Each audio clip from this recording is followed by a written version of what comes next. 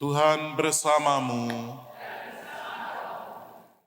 Inilah Injil suci menurut Santo Markus, dimuliakan Tuhan. Pada waktu itu beberapa orang Farisi dan Herodian disuruh menghadap Yesus untuk menjerat dia dengan suatu pertanyaan. Orang-orang itu datang dan berkata kepadanya, "Guru, kami tahu engkau adalah seorang yang jujur. Engkau tidak takut kepada siapapun, sebab engkau tidak mencari muka, tetapi dengan jujur mengajarkan jalan Allah.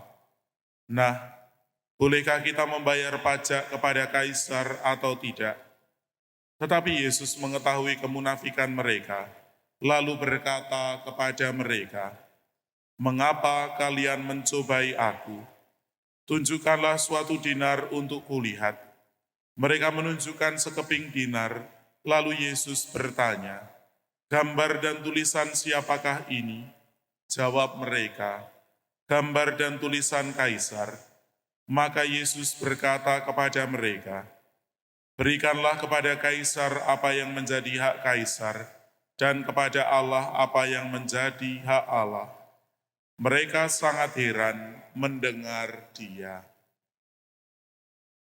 Demikianlah sabda Tuhan.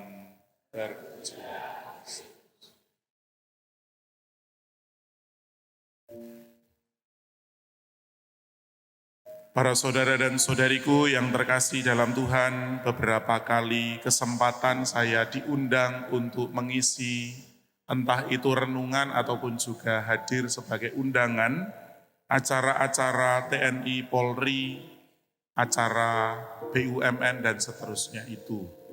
Maka seringkali kalau memberikan renungan, saya juga menyelipkan pesan dari Kardinal Ignatius Suharyo.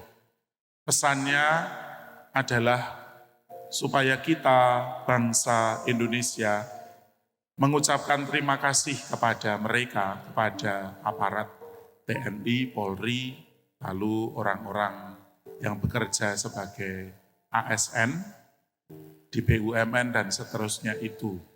Biasanya kalau ungkapan yang disampaikan Ignatius Kardinal Suharyo, terima kasih sedalam-dalamnya, nah itu pasti untuk Angkatan Laut. Kemudian kalau terima kasih setinggi-tingginya saya ucapkan, itu pasti untuk Angkatan Udara.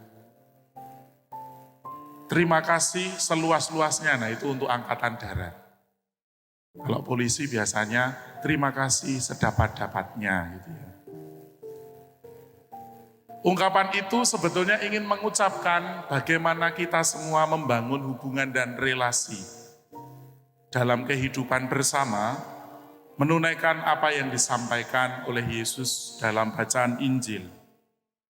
Ketika orang Farisi dan Herodian, menurut latar belakang yang saya baca, saya pahami, orang-orang Farisi ini menjadi orang-orang yang termasuk dalam lingkaran Sanhedrin, mahkamah agama. Maka segala sesuatunya itu dipandang menurut ketaatan agama. Berada di bait Allah dan seterusnya itu.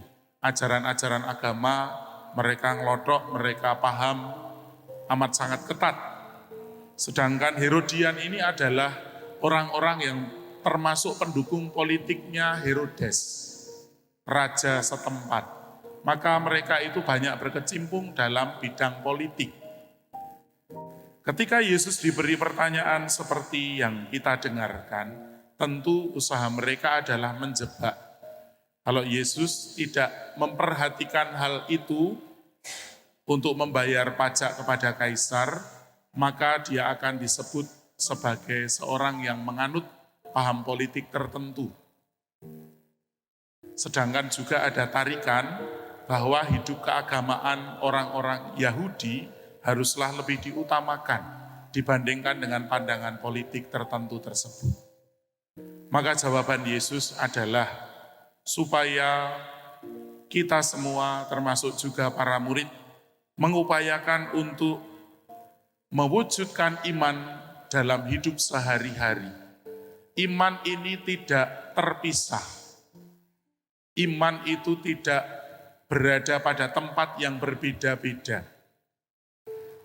Iman berjalan bersama dengan amal, iman berjalan bersama dengan hidup konkret, terutama dalam hidup bersama.